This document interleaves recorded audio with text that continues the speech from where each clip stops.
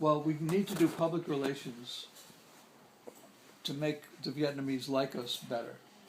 And so they decided they would airdrop toys on the communities that were being bombed, so the children would have toys that the U.S. would provide. So we did it. So we did this ad saying, "Let's get behind this idea. This is great. You know, the U.S. is finally doing something for the people of Vietnam. Bring your toys, and war toys are a good idea because that's what the kids know most about. So we decided to have a War Toy of the Week competition, and we'll give prizes away. And then in the end, we'll gather all the toys, we'll put them in a helicopter and drop them on the Pentagon." But then the FBI came and almost arrested us all. So we had to drop that last part. They don't like dropping things on the Pentagon. But because of that ad, Howard Gossage spotted that ad. He said, "This guy knows how to do ads." And so that's when I joined with Howard Gossage, and then I went in the advertising business. So that's the story. And then I did ads for Alvin. What? Then I did ads for Alvin. Right. With Alvin. With Alvin, Yeah. which I have in the car. The first one was the Bank America. No, the first one was about Alcatraz. As big Oh, as Seal Alcatraz. is Manhattan Island. Yeah. That was after you were doing Jaguar. You were doing a car just before that. Before that I did cars and Rover. Mini.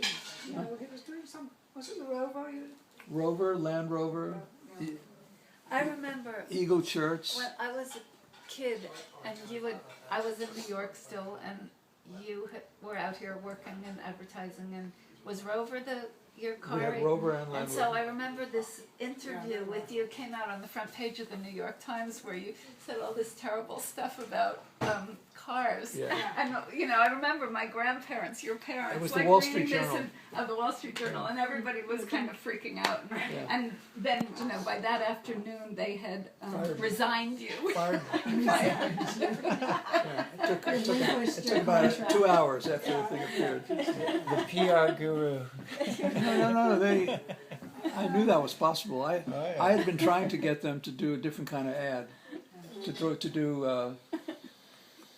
an ad I wanted them to do was called computer commuting.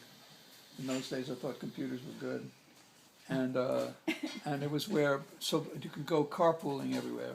Just get on your computer and you find other people. So, and I wanted Rover and Land Rover to sponsor the ad to say that they were against annual style changes and they were going to be a big ecological company, but they didn't like the ad. So then I got a call from a Wall Street Journal reporter who wanted to interview me about the work I was doing, and then asked me about the Rover thing, and he knew a little bit about it. And then I told him the real story, that they had said, "No, we're not going to do that. We're never going to do that." And so then he wrote the story and went on the front page of the Wall Street Journal. And then the very next morning, the Wall Street Journal, the way I found out I was fired, is that the next morning, the Wall Street Journal had another front page story on me and said, "Ad man need worry no more about auto account." So then I decided to quit commercial advertising.